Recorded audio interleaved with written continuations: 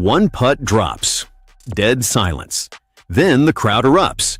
The second putt, pure ice. No hesitation, no nerves. By the third birdie, something shifted in that gallery. People stopped walking. Phones came out. Whispers turned into one sentence, moving through the crowd like wildfire. He's actually doing it. Under the blazing South Florida sun, where legends are made and dreams dissolve in the humidity, a 16-year-old kid was dismantling a championship field that had no business being dismantled by someone his age.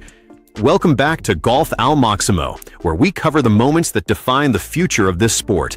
And today, we need to talk about a performance that sent shockwaves through the entire golf world. If you haven't subscribed yet, hit that button right now, because you do not want to miss what's coming on this channel. Let's get into it.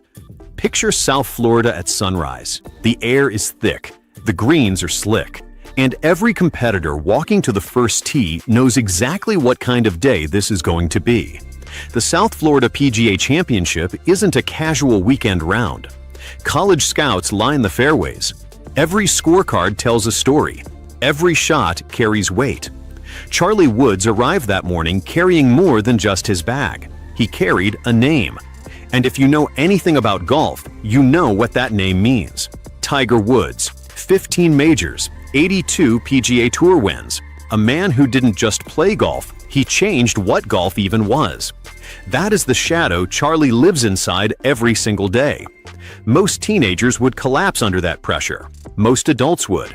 But here's what makes Charlie different. He doesn't run from the comparison. He doesn't make excuses. He walks to the tee with that same quiet confidence his father made famous, and he lets his clubs do the talking. At the South Florida PGA Championship, those clubs were screaming. From the opening hole, the intent was clear. Charlie wasn't there to survive the course. He was there to attack it. His tee shot on hole 1, pure, straight down the middle.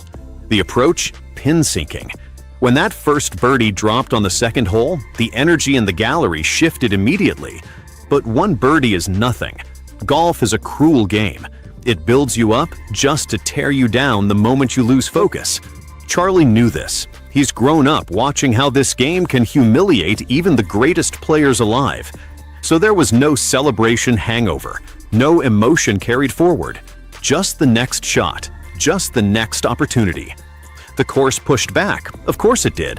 South Florida courses don't hand out anything for free. Wind, slick greens, trouble on every hole waiting patiently for one lapse in concentration. When Charlie found a difficult position off the tee on the 5th hole, he didn't panic. He assessed, he committed, and he executed a recovery shot that drew genuine applause from the gallery. That's not just raw talent, that's golf IQ, operating at a level most juniors simply don't reach. By the turn, word was spreading fast. People were checking leaderboards, texts were flying, competitors were quietly taking notice, and Charlie was just getting warmed up. The back nine is where you find out what someone is truly made of. Fatigue sets in, the mind starts playing tricks, and the pressure gets heavier with every hole. Charlie birdied 10, clean, efficient, almost routine. Then came the decision that separated this from just a good round. On 12, with a legitimate choice between the safe play and an aggressive line at the flag, he took the aggressive club. The ball landed soft, settled close. The birdie felt inevitable. This was a player in total control, not just of the golf ball, but of his own mind. The gallery was growing now. People were abandoning their own rounds just to follow him. Something magnetic happens when you witness excellence unfolding in real time, especially when it's wrapped in youth, pressure, and that kind of legacy. Then came 16. A demanding par 3, water guarding the front, wind swirling in every direction. Charlie stood over the ball and processed everything, the wind, the yardage, the moment. When he finally committed and swung, the ball flight was textbook. It landed on the green and settled 15 feet from the cup. The birdie putt that followed, center of the hole, never in doubt. 4 under par. Let's pause and really appreciate what that number means in context.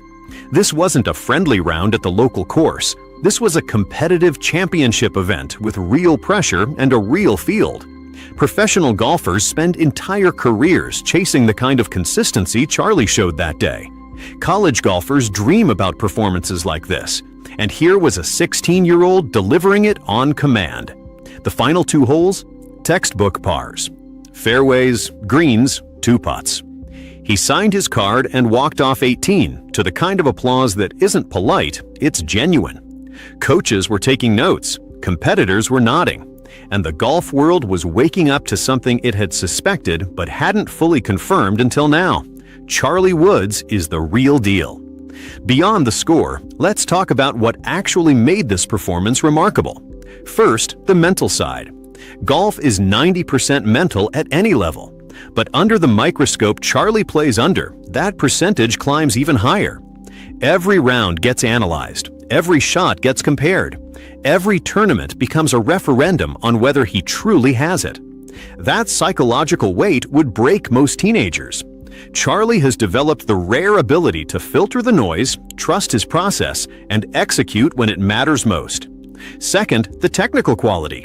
His swing mechanics are sound. His ball striking is consistent. His short game shows both creativity and touch. But what stood out most during this round was how he managed the course, when to attack, when to accept par, when to take on the risk, and when to walk away. That's instinct. That's feel. That's something you can't fully teach. Third, the physical preparation. Playing competitive golf in South Florida heat demands conditioning, stamina, and discipline. Charlie looked as sharp on 18 as he did on 1. That doesn't happen without serious dedication to taking care of his body like a professional, even while still in high school. Let's address it directly. The Tiger comparison. Is it fair? Probably not. Tiger Woods is arguably the greatest golfer to ever live. Holding any teenager to that standard is unrealistic and honestly a little unfair. Is it inevitable? Absolutely. But here's the fascinating part. Charlie seems to understand this better than most adults around him. He's not trying to become Tiger 2.0. He's building his own identity, his own style on the course, his own way of handling the weight of a famous name. Watch closely and you'll see it. Charlie Woods is carving out something that belongs entirely to him, one birdie at a time. The path forward is still being written, and that's exactly what makes this journey so compelling. Does he pursue college golf? Does he make an early jump into professional competition? Does he take time away from the spotlight to develop without the constant pressure? Nobody knows yet. What we do know is this: the talent is real, the mental toughness is real, the work ethic is real, and the support system around him is as strong as it gets. But talent alone has never been enough in this sport. Golf rewards consistency, resilience, and the ability to respond when things go wrong. Charlie will face setbacks. Every great golfer does. The question isn't whether those moments are coming, it's how he handles them when they arrive. If this performance is any indication, the foundation is already being built. We are not just watching a talented kid play good golf. We may be watching the opening chapters of something truly special. A legendary father, an extraordinary son, astronomical expectations, and a name that echoes through every corner of this sport. After 4 under par at the South Florida PGA Championship, Charlie Woods isn't just Tiger's son anymore. He's Charlie Woods, legitimate golfer, and the future is looking very, very bright. This is just the beginning, and here at Golf Al Maximo, we'll be watching every single step of it. If you enjoyed this video, smash that like button and subscribe to Golf Al Maximo so you never miss another story like this one. Drop your thoughts in the comments. Do you think Charlie has what it takes to reach the highest level of this sport? We'll see you in the next one.